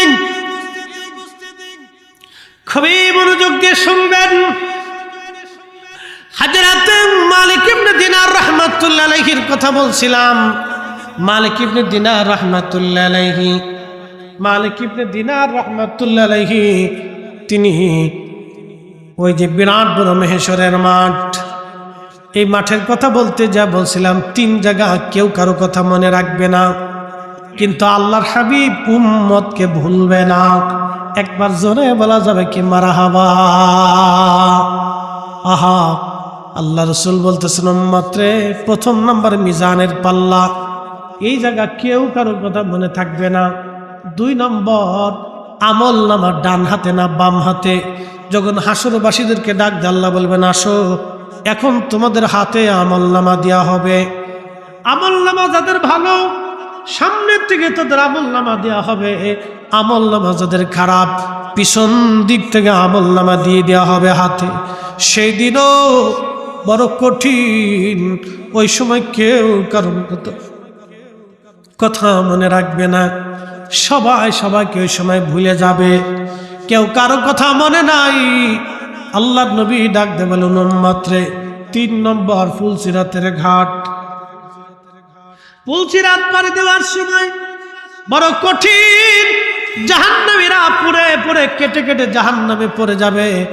এই কঠিন সময় ফুলসিরাতের ঘাটে আহা, কে পার হবে, কে পার হতে পারবে না।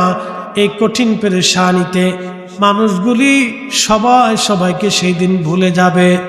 কিন্তু আমার নবী হযরত খাদিম রাসূল আনাস রাদিয়াল্লাহু আনহুকে ডাক দিয়ে বললেন, একদিন খাদিম রাসূল হযরত আনাস, তিরমিজি বাবু শাফার মধ্যে এসেছে, হযরত আনাস রাদিয়াল্লাহু আনহু নবীকে ডাক দিয়ে বলেন, ইয়া রাসূলুল্লাহ, নবী গো, কিয়ামতের মাঠে আপনি আমারে দয়া করে বলে যান, আপনি আমারে সারা জান্নাতে যাবেন না।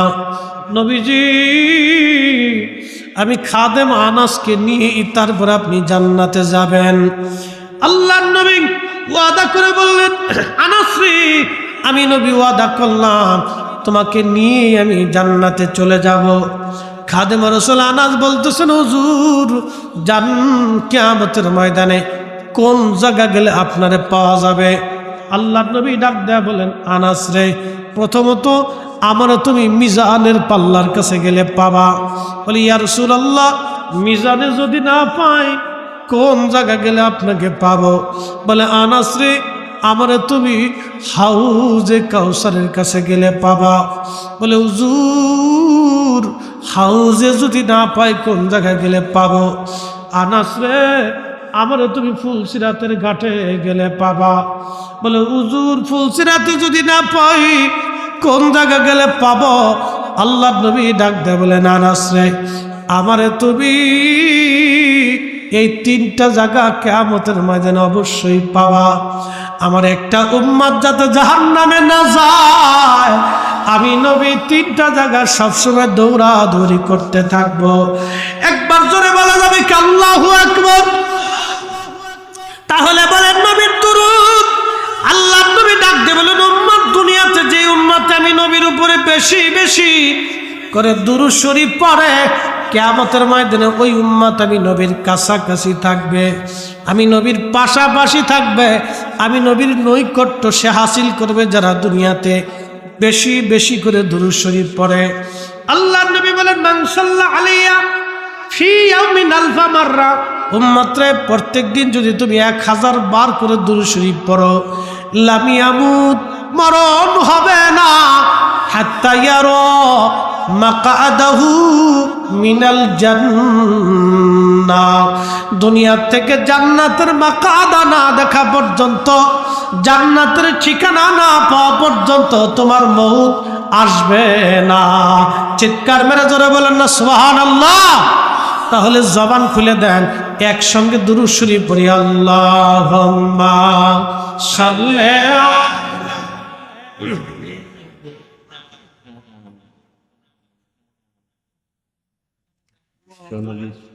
আলা আলি সাইয়্যিদিনা।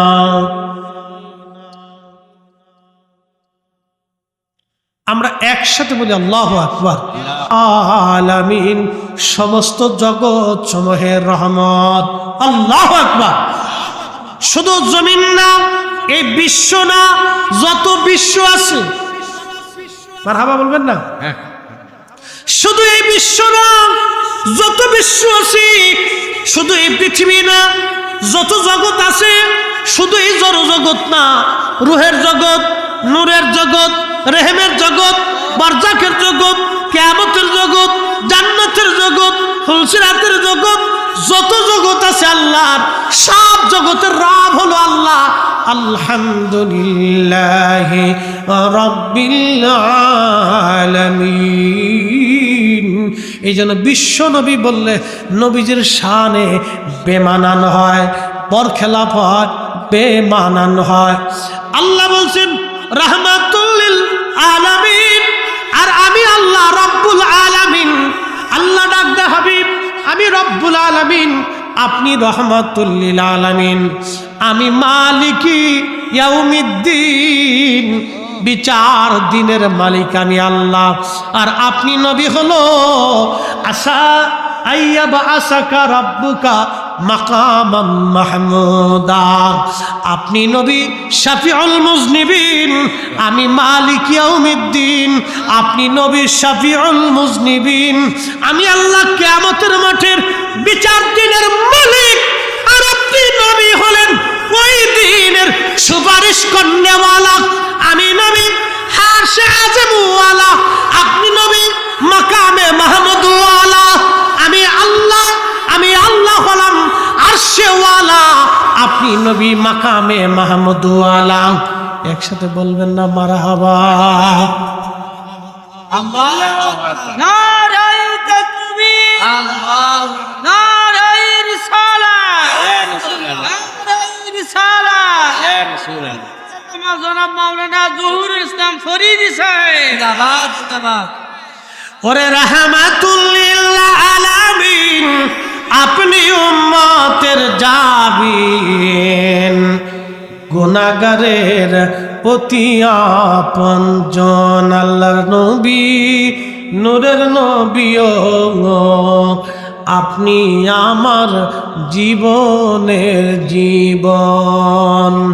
আবার বলি, আল্লাহ হলো রাব্বুল আলামিন, আমাদের নবী রাহমাতুল লিল আলামিন। আল্লাহ হলো মালিক ইয়াউমিদ্দিন, আমাদের নবী শাফিউল মুজনিবিন। আল্লাহ হলো আরশেওয়ালা, আমাদের নবী মাকামে মাহমুদওয়ালা। আল্লাহ হলো ক্ষমা করনেওয়ালা, আমাদের নবী সুপারিশ করনেওয়ালা। আর আল্লাহ হলো আমার আল্লাহ হলো আল্লাহ, আর আমাদের নবী হলো হাবিবুল্লাহ। আল্লাহ হলো রহিম, আমাদের নবী রহিম। আল্লাহ হলো রহমানুর রহিম, আর আমাদের নবী বিল মুমিনিনা রাউফুর রহিম। আল্লাহু আকবার। আল্লাহ রাব্বুল আলামিন তার রাসূলকে এত ইজ্জত দিলেন, বিশ্ব নবী বললে আমার নবীর ইজ্জতের হানি হয়, সম্মানের হানি হয়। আমার নবীর কথাটা একেবারে নবীর ইজ্জতে বেমানান হয়ে যায়। এই জন্য আল্লাহ যতগুলি রকম দিয়েছেন হাবিবুল্লাহ, এই হাবিবুল্লাহ আমাদের বোঝা দরকার। হাবিবুল্লাহ আল্লাহর বন্ধু। আজ থেকে 900 বছর কষ্ট হইতেছে আপনাদের? 15 মিনিট চলবে? হ্যাঁ, আর 15 মিনিট হবে ইনশাল্লাহ। বলে একসাথে বলি তো আল্লাহু আকবার, বলি না ইয়া রাসূলুল্লাহ। হাবিবুল্লাহ ইব্রাহিম খলিলুল্লাহ, আমাদের নবী হাবিবুল্লাহ আর ইব্রাহিম খলিলুল্লাহ। আল্লামা ইমাম কাজী আয়াজ আল মালিকি আজ থেকে 900 বছর আগে একখানা কিতাব লিখলেন, কিতাবুশ শিফা। এই শিফার ব্যাখ্যা করেছেন আল্লামা ইমাম মোল্লা আলী কারি, শরহে শিফা। এই দুইটা কিতাবের মধ্যে লেখা হয়েছে। আল্লামা ইমাম খুফাজি নাসিমুর রিয়াদের মধ্যে লিখেছেন আল্লাহু আকবার। আল্লাহর খলিল ইব্রাহিম খলিলুল্লাহ, আর আমাদের নবী হলেন হাবিবুল্লাহ।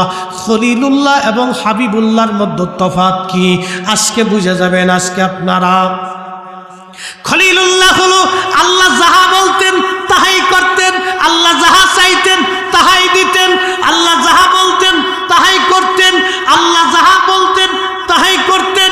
আল্লাহকে খুশি করতেন, আল্লাহকে খুশি করতেন, আল্লাহকে খুশি করতেন, আল্লাহকে খুশি করতেন। তিনি হলো খলিলুল্লাহ, আল্লাহকে খুশি করতেন, তিনি হলো খলিলুল্লাহ। আর হাবিবুল্লাহ হলো আল্লাহ যারে খুশি করতেন তিনি হাবিবুল্লাহ, আল্লাহ যারে খুশি করতেন তিনি হাবিবুল্লাহ, আল্লাহ যারে খুশি করতেন তিনি হাবিবুল্লাহ। তিনি আমার আপনার নবী রাহমাতুল লিল আলামিন হাবিবুল্লাহ। চিৎকার চিৎকার মেরে বলেন হাবিবুল্লাহ। হাবিবুল্লাহ আরো জোরে বলেন, হাবিবুল্লাহ আরো জোরে বলেন হাবিবুল্লাহ, হাবিবুল্লাহ, হাবিবুল্লাহ, হাবিবুল্লাহ। এই জন্য কাজী নজরুল লিখেছেন, আল্লাহকে যে পাইতে চায় হযরতকে ভালোবেসে, আরশ কুরসি লৌহ কলম না চাহিতেই পেয়েছে সে। ঠিক কিনা? ভুবনের প্রিয় মুহাম্মদ এলোর দুনিয়ায় রে সাগর আকাশ বাতাস দেখবি যদি আয় রে সাগর আকাশ বাতাস দেখবি যদি ধুলির ধরা বেহেশত আজ জয় করিল দিল রে লাজ, আজকে খুশির ঢল নেমেছে ধূসর সাগরায় রে সাগর আকাশ বাতাস দেখবি যদি আয় রে সাগর আকাশ বাতাস দেখবি যদি আয়। হাবিবুল্লাহ, আল্লাহ যাকে খুশি করতেন তিনি হাবিবুল্লাহ। চিৎকার মেরে যারা বলেন আল্লাহু আকবার। বলে হুজুর দলিল কি? কোরআনে আল্লাহ বলতেছেন, ওয়ালা সাউফা ইউতিকা রাব্বুকা ফাতারদা।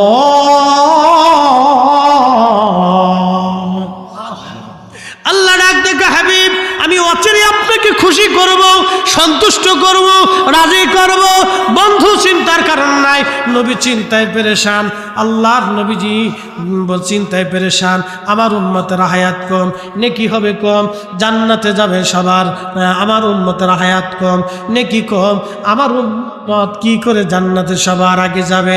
ঠিক তখনই আল্লাহ সূরা কদর নাজিল করে বলেন, ইন্না আনজালনাহু ফি লাইলাতিল কদরি ওয়া মা আদরাকা মা লাইলাতুল কদর লাইলাতুল কদরি খায়রুম মিন আলফি শাহর। নবী আপনি চিন্তা করবেন না, আপনার উম্মতের জন্য এমন একটা রাত্র দিয়ে দিলাম লাইলাতুল কদর, এক রাত্রি ইবাদত করলে 1000 মাসের চাইতেও দামি হবে। সুবহানাল্লাহ বলা যায়। এটা কি আমাদের গুণে না নবীর গুণে? নবীর গুণে। ওয়ালা সাউফা ইউতিকা রাব্বুকা ফাতারদা, খুশি করব। সাহাবীরা বলল, হুজুর কখন খুশি করবে? নবীজি ডাকতে বলেন, কিয়ামতের ময়দানে আমি যা চাইবো আল্লাহ তাই দিবে। না না হয় না, আরো জোরে। কার পূর্ণ হয়ে যায়? আরো জোরে বলে আল্লাহু আকবার। আরো জোরে, আরো জোরে আল্লাহু আকবার। আমি যা চাইবো আল্লাহ তাই দিবে। বলে হুজুর কি চাবেন? বলে আমার একটা উম্মত জাহান্নামে থাকতে আমি নবী খুশি হব না, আমি রাজি হব না। আর আল্লাহ ওয়াদা করছে আমারে খুশি করবে। আমার একটা উম্মত জাহান্নামে থাকা অবস্থায় আমি নবী রাজি হব না।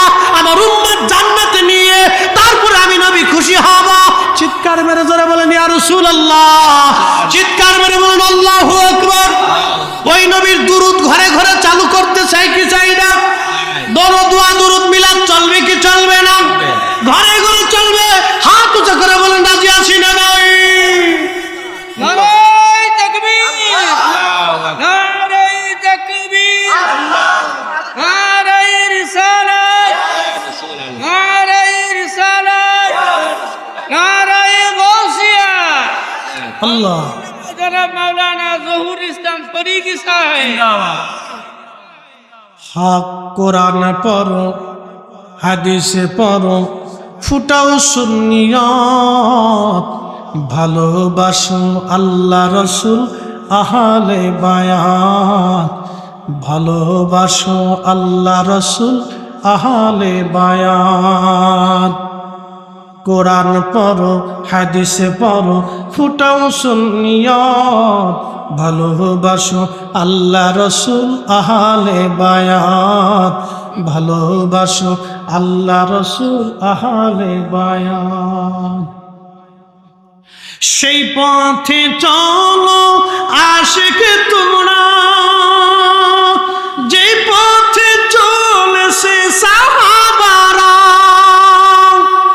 সেই পথে চলো আশিক তোমরা, যেই পথে চলেছে সাহাবারা। ধন্য হবে মানব জীবন, ধন্য হবে মানব জীবন, পাবে নবীর শাফায়াত। ভালোবাসো আল্লাহ রসুল আহলে বায়াত, ভালোবাসো আল্লাহ রসুল আহলে বায়াত। কোরআন পড়ো হাদিসে পড়ো ফুটাও সুন্নিয়ত, ভালোবাসো আল্লাহ রসুল আহলে বায়াত, ভালোবাসো আল্লাহ রসুল আহলে বায়াত। আল্লাহুম্মা সাল্লি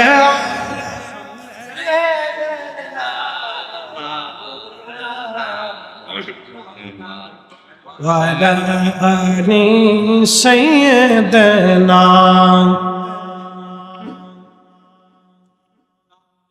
বন্ধুগণ আমার, এজন্য বিশ্ব নবী রসুলের শানে শব্দটা বেমানান, এই ব্যবহারটা কেন করার দরকার? আল্লাহ নিজে লকব দিলেন রহমাতুল লিল আলামিন, ইয়াসিন, তোহা, এরকম আল্লাহ নবীর 500 লকব আছে, 500 লকব আছে আমার নবী। আল্লামা শেখ আব্দুল হক মুহাদ্দিস দেহলভী মাদারিজুন নবুওয়াতের মধ্যে তিনি লেখেন, আমার আল্লাহ নবীর 500টা লকব আছে। এত সুন্দর সুন্দর লকব বাদ দিয়া খালি বিশ্ব নবীকে চিল্লানোর দরকারটা কি? হ্যাঁ, দরকার নেই তো। কত সুন্দর সুন্দর লকব আল্লাহ নিজে দিয়ে দিছে, আপনি সেই লকবে ডাকেন না। প্রিয় রাসূল কারীমের অনেক শানওয়ালা শব্দ আল্লাহর কোরআনে আছে, হাদিসে আছে, এগুলি তো ডাকেন, এগুলো আবি চাবি বলার তো দরকার নেই। আল্লাহ রসুল আল্লাহর হাবিবের অনেক শান, অনেক চমৎকার চমৎকার সম্মান সূচক শব্দ আছে, আপনি এগুলি বলেন। শোনেন, রসুলের উম্মতের ইজ্জত বাড়ে নবীর কারণে, আমাদের কারণে কিন্তু রসুলের দাম বাড়ে না, নবীর কারণে আমাদের দাম বাড়ছে। কথা কন না, ঠিক কিনা? আরবিতে একটা প্রবাদ আছে, সরফুল মাকিনা অসরফুল মাকান, সরফুল মাকানে অসরফুল মাকিন। কিছু জায়গার কারণে মানুষের দাম বাড়ে, কিছু মানুষের কারণে জায়গার দাম।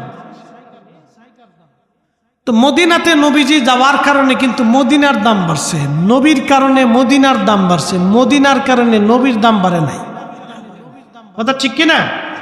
কাবার কারণে কাবাবাসীর দাম বাড়ছে, আবার ওই শহরে আমার নবী জন্মগ্রহণ করার কারণে কাবার দাম বাড়ছে। লা উকসিমু বিহাদাল বালাদি ওয়া আনতা হিল্লুম বিহাদাল বালাদ। আরেকটু জোরে বলবেন আল্লাহু আকবার। জুর, শহরের কসম করি, কারণ আপনি শহরে জন্মগ্রহণ করেছেন, এই জন্য শহরের কসম করি। কি বুঝলেন আপনি?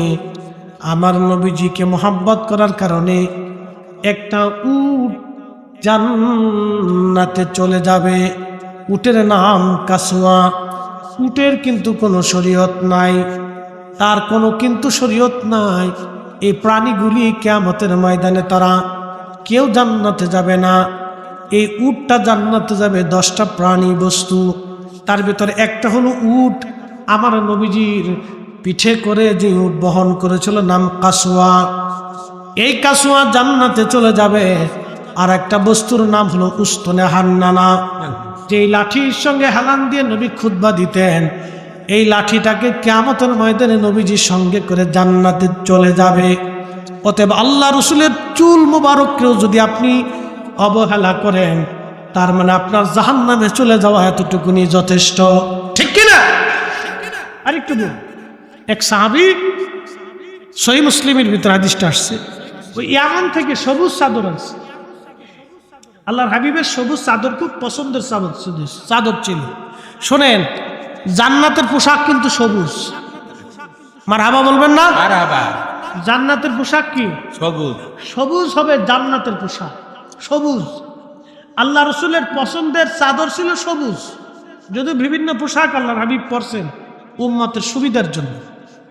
এই জন্য নবীজির পাগড়ি মোবারক ছিল সবুজ। কালো ছিল, সাদাও ছিল, সবুজ পাগড়ি ছিল। তো প্রিয় রাসূল করিম এই সবুজ একটা ইয়ামানি নকশা করা চাদর এক সাহাবী নিয়ে আসে, এসে আল্লাহর হাবিবকে হাদিয়া দিয়ে বললেন, ইয়া রাসূলুল্লাহ, আমি শুধু ইয়ামান থেকে আপনার জন্য চাদর মোবারক আনছি, মিসকিনের চাদর আপনি দয়া করে কবুল করে নেন। তো আল্লাহর হাবিব ওই চাদর মোবারক নিলেন, নিয়ে গায়ে লাগলেন। আর এক সাহাবী এসে বলতেছি, ইয়া রাসূলুল্লাহ, আমি খুব গরিব মানুষ, মেহেরবানি করে ওই চাদর মোবারক আপনি আমার দান করে দেন। আল্লাহ রাসূলের আদত ছিল, কেউ কিছু এসে দান চাইলে নবীজি ফিরাইতেন না, গায়ের চাদর খুলে আল্লাহর নবী চাদর দিয়ে দিলেন। সুবহানাল্লাহ বলবেন না? আচ্ছা, তো অন্যান্য সাহাবী যারা ছিল এরা খুব রাগ হয়ে গেছে, বলতেছে, করলা কি তুমি, করছো কি? আমরা রাসূল কারীমের জন্য চাদর আনছি শুধু ইয়ামান থেকে, তুমি জানো যে নবীজির চাদরের খুব প্রয়োজন, তো এই চাদর তুমি চাইলে, তুমি জানো যে চাইলে নবীজি চাদর দিয়ে দিবে, এই চাদর তুমি সে কেন নিলা, নবীকে কষ্ট কেন দিল?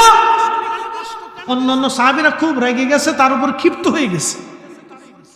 তো ওই সাহাবী ডরাইয়া কান্নাকাটি শুরু করে দিয়ে আল্লাহ রসুলের কদম মোবারক এসে বলতেছি, ইয়া রাসূলুল্লাহ, আমি আপনার চাদর মোবারক নিছি নবীকে কষ্ট দেওয়ার জন্য না, আর এই চাদরটা আমি ব্যবহার করার জন্য নেই নি। বলে, তাহলে তুমি কি জন্য নিছো? বলি, ইয়া রাসূলুল্লাহ, আমার মনের বড় আশা, আমার কাফনের সময় যেই চাদর আমার নবীজির গায়ে লাগছে ওই চাদর মোবারকটা যেন আমার কাফনের কাপড় বানানো হয়। হ্যাঁ, আর একটু জোরে বলবেন আল্লাহু আকবার। কি বুঝলেন? আল্লাহর নবীর সাহাবীরা নবীজির একটু চাদরের সুতাটাকেও অমূল্যায়ন করেন না। আমরা কি বুঝি না বুঝি, কোন মাদ্রাসায় পড়ছি না পড়ছি, কি সাতা মুফাসসিরে কোরআন হইলাম আল্লাহ জানে, ওই বেড়াই যায় কোত্থেকে পড়ছে, কেমনে পড়ছে তাও জানি না। শোনেন, একটা কথা বলে দিয়ে যাই, ভগর ভগর আরবিতে কথা বললে বড় হুজুর হওয়া যায় না। অনেক কোরআন হাদিস জানলেই তাকে আলেম বলা হয় না। আলেম তাকে বলে যার অন্তরে আল্লাহ এবং তার রসুলের মহাব্বত তাকওয়া বেশি হবে, এবং যার অন্তরে হব্বে রসুল বেশি হবে, সে হলো জ্ঞানী। এই কথাটা মনে রাখবেন, বুঝতে পারছেন? ওই যে নলতাতে ঘুমিয়ে আসেন খান বাহাদুর হাসানুল্লাহ রহমতুল্লাহ, কোন মাদ্রাসার সাইকুল হাদিস ছিলেন বলেন তো? হ্যাঁ, উনি কোন মাদ্রাসার সাইকুল হাদিস না, কিন্তু জেনারেল শিক্ষিত, জমিদার, অনেক সম্পদের অধিকারী, কিন্তু তারপরও কি হয়েছে? আল্লাহর ওলি হয়ে কবর। কি কথা কন না কেন? কারণ কি? তাকওয়া। খালি বগর বগর আরবি কইলে বড় হুজুর হয় না। আল্লাহর কোরআন তার প্রমাণ দিয়েছে, ইন্না আকরামাকুম ইনদাল্লাহি আতকাকুম, নিশ্চয় আল্লাহর কাছে তার দাম বেশি যার অন্তরে তাকওয়া বেশি। কি কথা বলেন, ঠিক কিনা? আল্লাহর ভয় যার অন্তরে বেশি তার দাম বেশি। মালিক ইবনে দিনারের কথাটা শেষ করে দিয়ে যায়। মালিক ইবনে দিনার বলতেছেন, আমি পাগল পারা হয়ে গেছি, হাসরের বিরাট বড় মাঠ কায়েম হয়ে গেল, একটা বিরাট বড় অজগর সাপ, আহা খুব বিষধর, চক্ষুগুলি লাল লাল রক্তবর্ণ, আগুন ঝরে আসতেছে। এরকম একটা বিশাল দেহি অজগর সাপ আমারে তাড়া করতেছে কামড় দেওয়ার জন্যে। মালিক ইবনে দিনার বলেন, বিরাট বড় এই সাপটা আমাকে কামড় দেওয়ার জন্য তাড়া করতেছিল। আমি হাসরের মাঠে দ্রুত গতিতে তুমুল ভাবে দৌড়াইতেছিলাম পালায়ন করার জন্য। আমি পালাচ্ছি, কিন্তু সাপ আমার পিছে পিছে দৌড়ায়। মালিক ইবনে দিনার বললেন, দুনিয়ার মানুষরে, এই সাপটা থেকে বাঁচার জন্য আমি দৌড়াইয়া হাসরের মাঠের এক কোনায় গেলাম। যাইয়া দেখি সুন্দর পোশাক পরে এক বৃদ্ধ বসে আছে। তাকে বললাম, বৃদ্ধ, তুমি এই সাপ থেকে আমারে তাড়াতাড়ি বাঁচাও, এই সাপটা আমারে কামড়ানোর জন্য আসতেছে। এই বৃদ্ধ ডাক দে বলল, মালিক, ওই সাপ থেকে বাঁচানোর সক্ষমতা, এই শক্তি আমার নাই। আমি আজকে বৃদ্ধ, এই ক্ষমতা আমার নাই।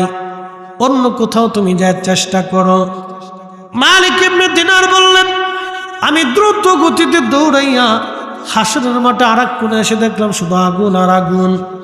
ওইখান থেকে দৌড়াইয়া আমি দেখলাম বিরাট বড় একটা প্রাসাদ দেখা যায়। সাপটা আমার পিছু পিছু দৌড়াইতে লাগলো। বিরাট বড় প্রাসাদ, জান্নাতি বড় বড় রুম, সুন্দর মণি মুক্তা হীরা জমরদ জহরত দিয়ে বানানো। লক্ষ লক্ষ শিশু বাচ্চারা ওই জান্নাতের মধ্যে খেলাধুলা করে। মালিক ইবনে দিনার বললেন, দুনিয়ার মানুষ, আমি দৌড়াইয়া ওই প্রাসাদের দিকে যাচ্ছিলাম। এমন সময় ঘোষণাকারী ঘোষণা দিয়ে বলল, শোনো, একজন বান্দা বিপদগ্রস্ত হইয়া আমাদের প্রাসাদের দিকে রওনা হয়েছে। এই লোকটার কোনো আমানত মনে হয় প্রাসাদের মধ্যে আছে। তোমরা শিশুরা তাড়াতাড়ি প্রাসাদ থেকে বের হয়ে সেই লোকটাকে বিপদ থেকে বাঁচাও। বলতেছে, আমি দ্রুত দৌড়াচ্ছিলাম, সাপটা আমার পিছু পিছু দৌড়ায়। আর আমি দৌড়ে প্রাসাদের কাছে গেলাম, সঙ্গে সঙ্গে বিরাট বড় দরজা খুলে দেওয়া হলো। এমন সময় দেখি ছোট ছোট বাচ্চারা দৌড়ায় এসে আমার ওই ছোট্ট মেয়েটা, যে মেয়েটা মারা গিয়েছিল, ওই মেয়েটাও আমার সামনে এসে দাঁড়াই গেল। মেয়েটাকে দেখে আমি থমকে দাঁড়াই গেলাম। ছোট বাচ্চা ওই সাপটাকে ধাওয়া করলো ধরার জন্য। সাপটা পালিয়ে চলে গেল। আমি ওই জান্নাতের রুমের প্রাসাদের মধ্যে বসে গেলাম। ছোট্ট মেয়েটা আমার কোলের মধ্যে বসে গেল। বসে যাওয়ার পরে মেয়েটা আমার দাড়ি ধরে ধরে টানতেছিল, আলগোদ দাড়ি ধরে ধরে টানতেছিল আর বলতেছিল, আব্বা জান, এখনো কি সময় হয় নাই? তুমি পাপ কাজ থেকে ফিরে আসবা।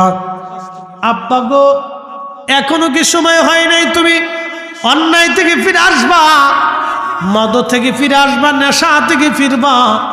আব্বা জান, এখনো কি তোমার সময় হয় নাই? মালিক ইবনে দিনার বলতেছিলেন, আমি মেয়েটাকে ডাকতে বললাম, মা, আজকে আমার কিছু ব্যাখ্যা তুমি বলে দাও। বলে, আব্বা বলো। আমার এত বড় একটা সাপে দাপড়াইতেছিল কামড়ানোর জন্য, এই সাপটা কি চিনলাম না। মেয়েটা ডাক দেয়া বলে, আব্বা জান, এই সাপটা হলো আপনার জীবনের বদ আমল। আপনি জীবনে যত অন্যায় করেছেন, খারাপ কাজ করেছেন, আজকে এটাকে সর্বাকৃতি দিয়ে আল্লাহ আপনাকে শাস্তি দেওয়ার জন্য এই সাপটা আপনার পিছনে লালাই দিয়েছিল।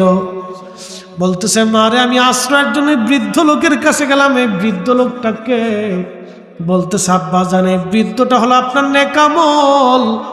আজকে নেকামল দুর্বল করে রাখছেন বিদায় সে আপনাকে সাহায্য করতে পারে নাই। বলে, মারে, এত বড় প্রাসাদ, জান্নাতের প্রাসাদ কাদের?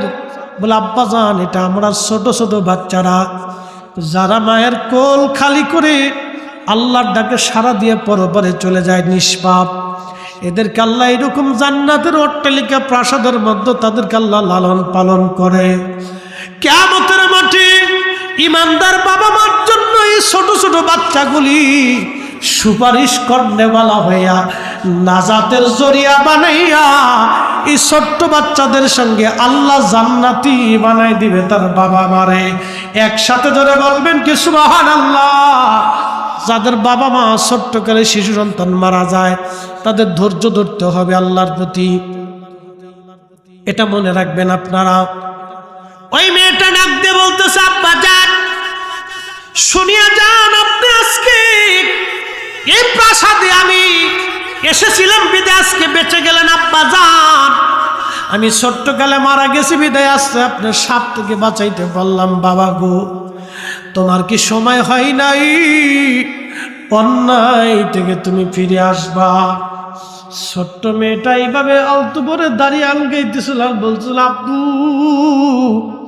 তুমি তওবা করে ফিরে আসো। মালিক ইবনে দিনার বললেন, আমার ঘুম ভেঙে গেল। ঘুম ভেঙে যাওয়ার পরে আমি তওবা করলাম, আমার সমস্ত সম্পদগুলি আল্লাহর রাস্তায় দান করে দিলাম, চাকরি ছেড়ে দিলাম, দুনিয়া বিরাগী হইলাম। আমি দুনিয়া বিরাগী হইয়া আল্লাহ পাওয়ার জন্য দুনিয়ার সব সংসারের মোহ ত্যাগ করে দিয়ে আমি তওবা করিয়া আল্লাহ পাওয়ার জন্য আমি দিক দিগন্তর ঘুরে ঘুরে বেড়াইতে লাগলাম। পৃথিবীর বড় বড় ইমামরা প্রশংসা করেছেন বিশ্ববিখ্যাত মুহাদ্দিস আল্লামা ইমাম আবুল ফরাজ ইবনুল জৌজি উয়ুনুল হাকাতের মধ্যে তার জীবনের অনেক কারামত লিখেছেন। একবার জোরে বলা যাবে কি সুবহানাল্লাহ। বিশ্ববিখ্যাত উলামারা তার জীবনী লেখছে, বিশ্ববিখ্যাত আলেমরা তার প্রশংসা করেছেন। বুঝতেই পারতেছেন একজন মদপায়ী নেশাখোর অন্যায়কারী তওবা করিয়া ভালো হইয়া আল্লাহ ওয়ালা হইয়া আল্লাহর ওলি হইয়া তারপরে তারা কবরে চলে গেছে। সাক্ষীরা বাসী, এই জন্য আমাদেরকে ফিরে আসতে হবে আল্লাহর দিকে, আল্লাহর দিকে ফিরে আসা লাগবে, আল্লাহর দিকে। এই জন্য আল্লাহ রসুল বললেন, জিব্রাইল তুমি বান্দার নির্দিষ্ট করে দাও কে আমলওয়ালা হবে কে বদকার হবে, তুমি লিখে দাও। এই জন্য আল্লাহ আমাদের বুলন্দি নসিব, আল্লাহ আমাদের জন্য আমল লিখে দিয়েছেন। এই জন্য আমরা আল্লাহর ওলিদের মুহিব্বিন হইছি, আল্লাহর ওলিদের পথে আমরা পরিচালিত হয়েছি। আল্লাহর কোরআনে নবীর সুন্নাহের বিধানে আমাদের জীবন চলে আসলো। নামাজি হয়েছি, রোজাদার হয়েছি, আল্লাহ ইবাদতের কাতারে নিয়ে আসছে, জান্নাতের বাগানে বসায় দিয়েছে। এটা আমাদের বুলন্দ নসিব। এই নসিব যার ভালো সেই শুধু জান্নাতের বাগানে বসতে পারে। আল্লাহ আমাদের আমল করার তৌফিক দিন। আওয়াজ তুলে জোরে বলেন আমিন। এসেছেন যত নবী সকলের ইমাম, সালাম নবী তোমায় হাজারো সালাম, ইয়া নবী সালাম আলাইকা ইয়া রাসূল সালাম আলাইকা ইয়া হাবিব সালাম আলাইকা সালাম